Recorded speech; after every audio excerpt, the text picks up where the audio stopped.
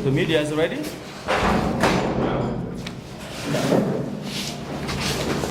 Comrade Deputy Chairman, Secretary General, members of President of political bureau that are here with us, SPLM-IO leaders, members of the media fraternity that have attended this afternoon. Good afternoon to all of you. SPLM-IO Viva! Viva! SPLM-IO Viva! Viva! Today we have come for an urgent matter concerning a meeting that took place yesterday by members of political bureau that have come out from hiding and made a meeting in an undisclosed location. And after that meeting, they circulated a statement that they do not recognize the interim leadership. We have come here to inform our public and members of SPLM-IO wherever they are that the statement that is made by this group is not correct. We will give this opportunity for the SG to welcome the Deputy Chairman to read out the statement. Thank you. Okay, without taking much, we welcome our Deputy Chair for this place, very important press release. Deputy Chair, you are welcome. Thank you so much, and I welcome you, members of the press, and all members of our great party, the SPLM-IO. This is in response to some dissent over the interim leadership of the SPLM-IO, people who are doubting about that. Our fellow comrades, members of the SPLM-IO Viva Party, the strength of our democracy, the strength of our democratic organization lies not only in its ideals, but also in its ability to adapt and function effectively in challenging times. We are currently faced with such a moment in the history of our party. The fact is, the chairman, whose leadership and vision have guided us with distinction, is currently unable to discharge his function due to circumstances beyond our control. While we stand in solidarity with him and continue to uphold the principles of justice in his favor, the activities of the party cannot stop. We must continue to work as members of this great party. The party constitution provides clear guidance on leadership continuity.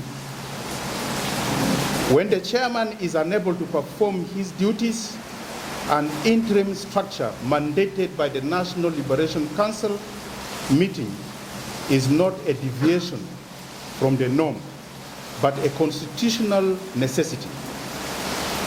This is to ensure, one, the party stability. Number two, continuity of the leadership. Number three, protection of the party interest and the members during this critical moment. We made clear that we are not replacing our chairman. However, we are safeguarding his legacy and ensuring the party remains functional until he can resume his duties. Nobody can claim he or she is more important and can talk on behalf of the party because his or her close ties to the chairman.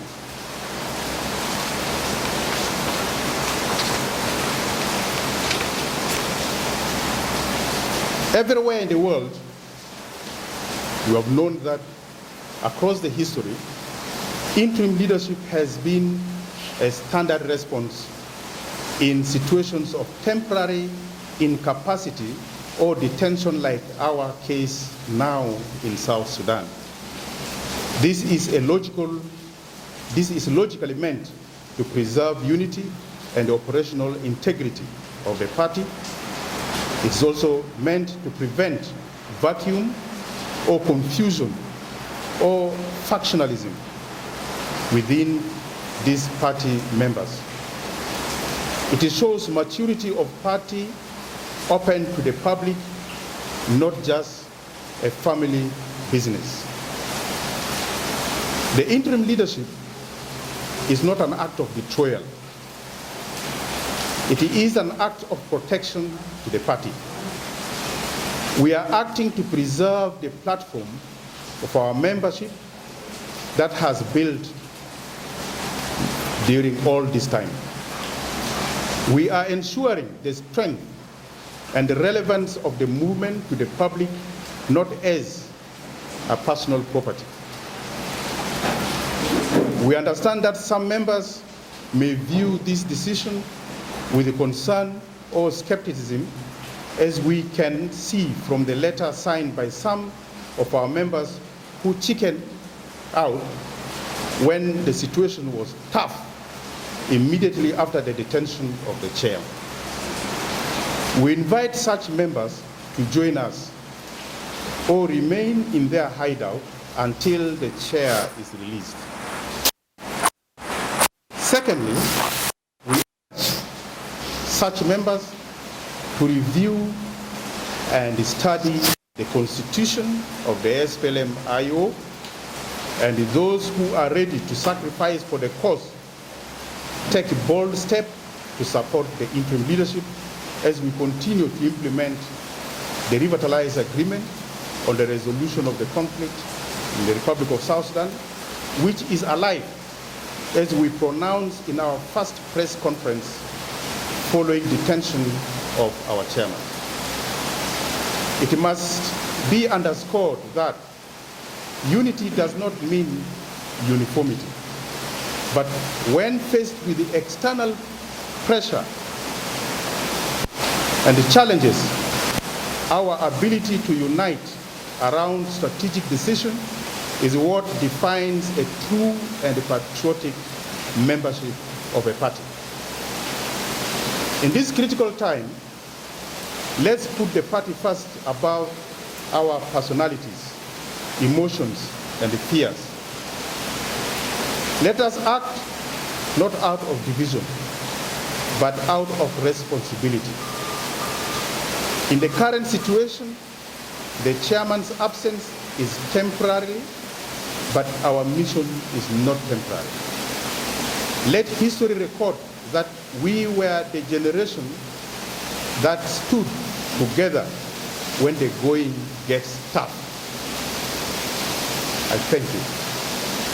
SPLM-IO Biba.